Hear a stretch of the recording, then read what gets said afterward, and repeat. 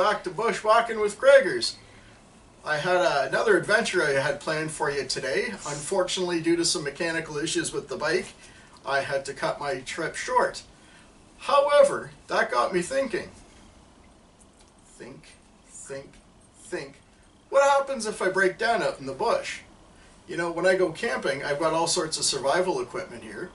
I have, the cover, the camping equipment, the rope, the knife, all the fancy gizmos. But what happens if I'm out on my bike and it breaks down and I have to stay the night? Emma, is there a way of putting together a little survival kit for the bike? Yes, there is. No way! Cool, what do you think it is? The little blue bag is our survival kit. So, Emma, what's in the bag?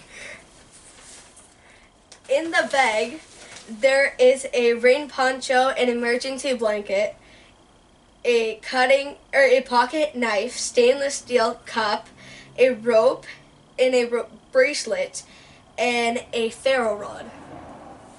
So, as with all of the survival items, we need to cover our 5 C's of survival.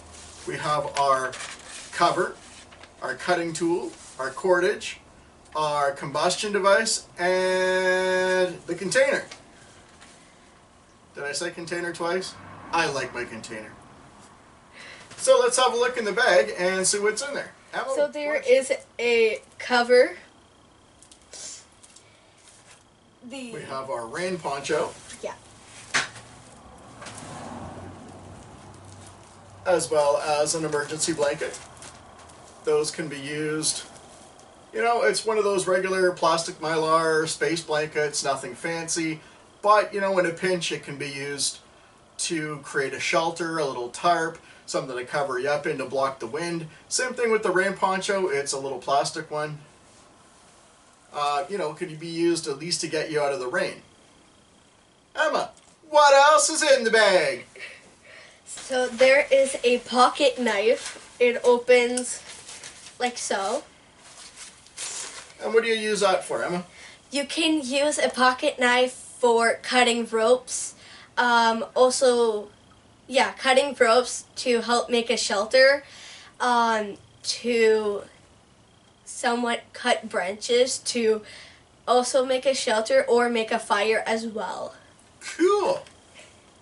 What else is in the bag?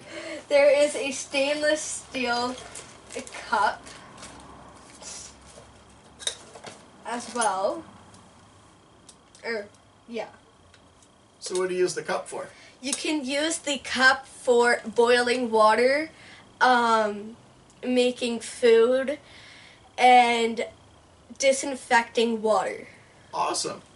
So what you can do as well is collect pond water, swamp water, filter it through a t-shirt. I'm sure most of us go hiking with some kind of t-shirt or bandana on or sweater, some kind of material of some sort that you can filter the water through. At least get the floaties and the little, leaves and stuff out of it. And then you want to bring it to a rolling boil for 5 minutes so that you can disinfect the water. We'll touch base on water purification and disinfection in a different video. So, what else is in the bag? There is a ferro rod. So you can use a ferro rod for starting fires. And then that is how you spark it. And then there is a rope bracelet. So it has a compass on it as well. If you get lost, you can use the compass to find your way back. And you can also use the rope bracelet to string up like a shelter or tarp as well. What 2 things right now could be used to make a little shelter for you? Using the emergency blanket and the poncho. Because if you use the rope from the bracelet and either the emergency blanket or the poncho can also be used as a shelter. What else is in the bag? There is a lighter. You can also use a lighter as well. to start fires as well. And then there is more rope to also string up a shelter. And then there is also a garbage bag, so you can also like collect like sticks or also make a shelter with the garbage bag as well. 'Cause just like the emergency blanket and the poncho, it's when you have a shelter and it's raining, you won't get wet with that. And then there's a lot of stuff in that Christmas cup. Oh my God! There is also another compass, but keep in mind too, the little compass is not for extreme navigation. It has some basic degrees on there. It will pull in magnetic north, so you use it for basic orienteering, not to be used for extensive hikes. Gives you a general idea where you're going. And I think there's a couple other little things in there. What else is in there? There is a candle and matches. There is... What else is in the bag? The bag is never ending. I swear to God. It's a little pouch.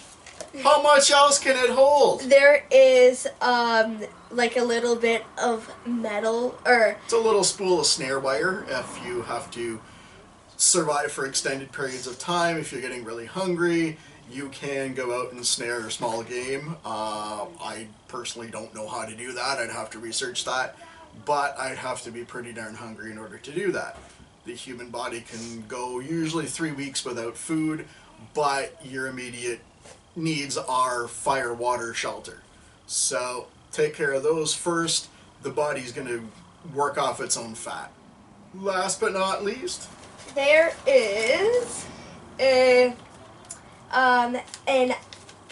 SOS thing. So if you get lost and you can't find your way back, you can flag someone down with it, and maybe if you're lucky, you'll get found. You can tie that to a tree if you're off on the main trail. You have to camp out shortly, a little bit on the off side of the trail. Good idea is to hang that somewhere really visible for other riders that you can see. It's not big enough to be seen by air, by no means. That would look like a leaf from any passing airplane. But any hikers, quadders, ATVers, I guess would be the more politically correct term.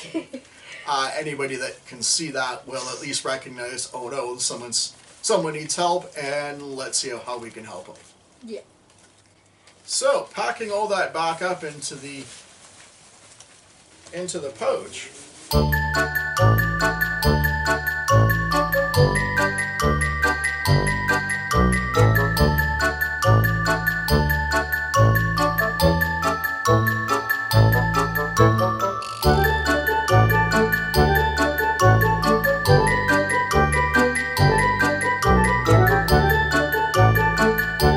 And when we're done,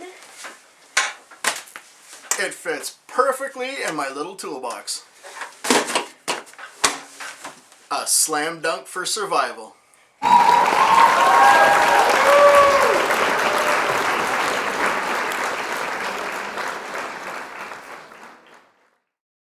So there you have it, folks.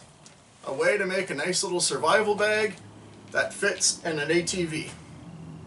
If you like this video, hit that thumbs up button, click the subscribe button, and ring the notification bell to see when the next videos are dropping. I will be getting out to the bush relatively soon to do the next shelter build. Stay tuned for that one. Happy camping, everybody!